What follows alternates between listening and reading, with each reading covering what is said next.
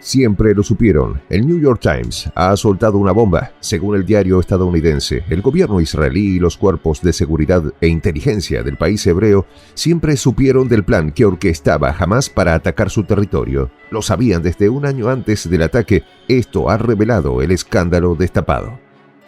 Siendo así, las actuales autoridades del país de la Estrella de David han quedado al desnudo. No solo fracasaron sus organismos de inteligencia y defensa para proteger el país de una operación militar enemiga, sino que políticamente demuestra el fiasco del actual primer ministro. Jamás se debe subestimar a un enemigo herido. Derrota histórica para Tel Aviv. Los detalles a continuación.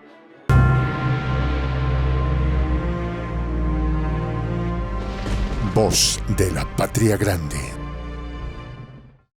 Una investigación del diario estadounidense The New York Times ha sacudido la opinión pública mundial. Ha revelado que conscientemente el alto mando militar y de espionaje del Estado israelí negó cualquier posibilidad de un ataque de Hamás sobre su territorio, conociendo con un año de antelación los movimientos del grupo palestino, demostrando una vez más la máxima de que nadie debe ser subestimado en la guerra, pese a que los funcionarios de alto rango del régimen hebreo conocieron de los preparativos para la operación. Las desestimaron por considerarla impracticables, además de que jamás no contaría con la logística requerida.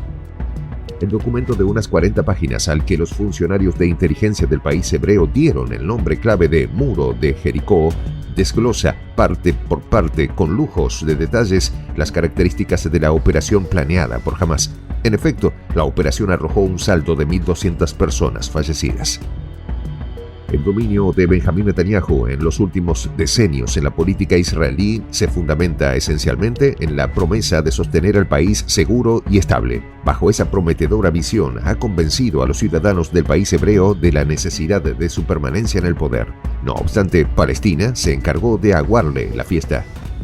Según el diario estadounidense, el documento de inteligencia describe todo el plan: desbordar las murallas defensivas, tomar sitios urbanos en territorio israelí y asaltar bases militares, incluyendo un cuartel general de división del ejército adversario. Antes de ejecutar esa fase, el documento también detalló que la operación palestina comenzaba con una fuerte descarga de cohetes para cubrir las operaciones en tierra. Paralelamente, neutralización de las cámaras de seguridad y las garitas artilladas en lo alto de las murallas, destruidas con drones de precisión. Semanas atrás, la prensa israelí reveló que por acciones machistas, el alto mando militar del ejército hebreo había hecho caso omiso de las advertencias de las damas que laboran en el cuerpo militar, haciendo vigilancia justo en la frontera entre el país y Gaza. Machismo, soberbia y negligencia militar ya son los elementos que causaron la actual confrontación. El documento no revela si esta información de inteligencia y vigilancia llegó a las manos del primer ministro. Es más, días atrás, Netanyahu había hecho públicos severos reproches contra la cúpula militar del país por tener información sobre la operación y no transmitirla.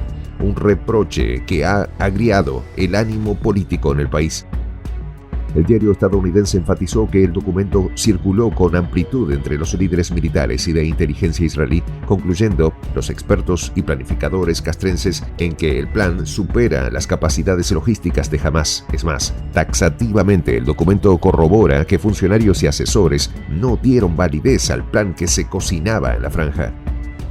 Hamás logró neutralizar sistemas de cámaras de vigilancia, sistemas de radar y antiaéreos y consiguió apuntar con éxito los puntos vulnerables de los puestos defensivos y murallas de la seguridad del país hebreo. En todo caso, los militantes trabajaron con tranquilidad en las narices de sus adversarios.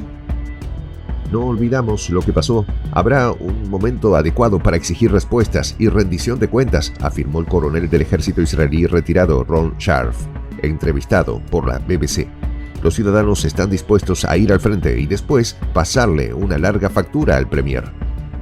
Los israelíes apoyan de forma unánime a los militares, pero no al primer ministro. Netanyahu no es apto, afirmó el reservista y multimillonario israelí Eyal Waldman. Este caballero perdió a su hija y yerno durante el ataque del 7 de octubre. Haremos la paz, pero primero debemos destruir a Hamás y ganar la guerra, concluyó.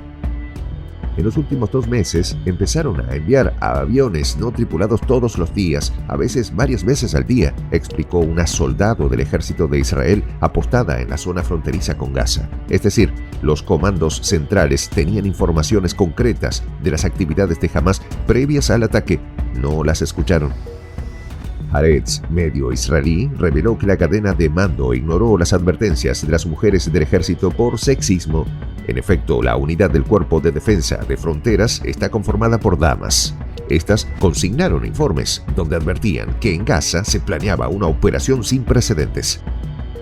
No cabe duda de que si hubiera hombres sentados en la frontera, las cosas serían diferentes, declaró al medio una integrante del cuerpo fronterizo que responde al apodo de Yana. Entonces, resulta que la mayor catástrofe militar de la historia del país de la Estrella de David se generó por el sexismo. Los medios acusan directamente al premier de negligencia porque al final del día, la cadena de mando la lidera él. Sexismo o no, los resultados fueron una guerra sin cuartel en la franja palestina, la crisis humanitaria concominante, más la posibilidad de un estallido bélico de índole regional. El grupo militante culpó al ejército de la Estrella de David y su socio estadounidense por la reanudación de las hostilidades en la franja. Responsabilizamos al ocupante por la reanudación de la guerra y agresión contra nuestro pueblo, aseveró el grupo en su cuenta oficial de Telegram.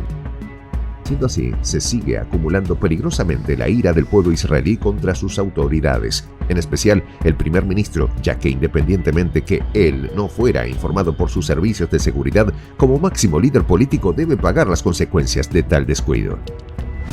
Deberíamos haber derribado a Hamás hace mucho tiempo, pero en cambio el primer ministro les permitió la entrada de dinero de Qatar, acusó el profesor de Sociología y Ciencias Políticas de la Universidad de Tel Aviv, Benny Zweig. El académico aludió al financiamiento del grupo qatarí a Gaza, comenzando en el año 2018 con el aval israelí.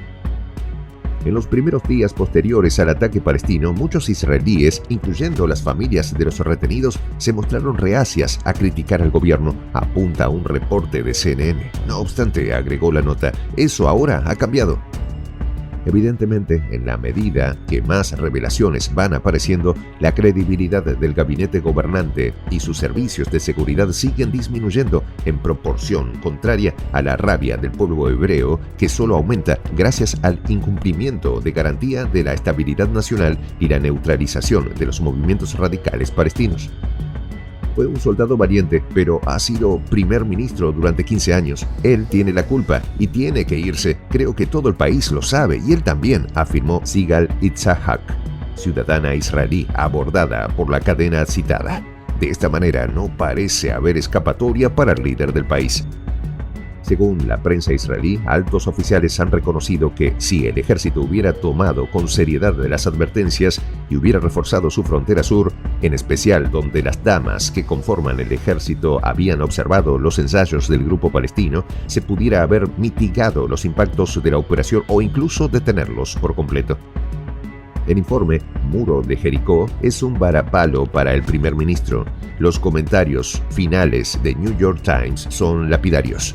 Todo ha sido un manejo erróneo y disparatado de la seguridad del país, superando en indecisión y negligencia los fallos de la guerra de 1973. Es decir, la peor derrota militar y de inteligencia de Tel Aviv en su historia.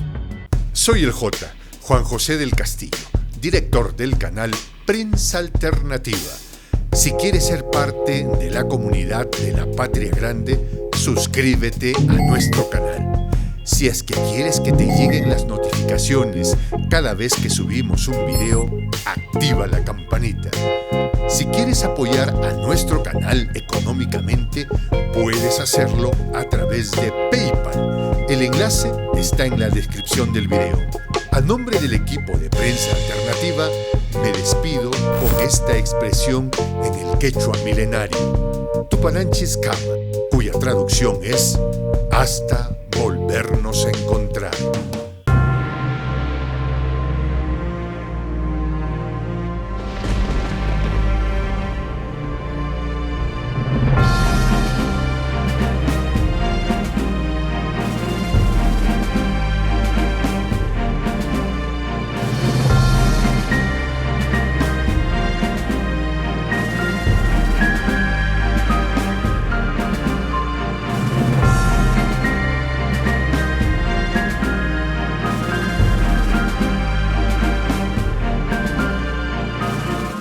voz de la patria grande.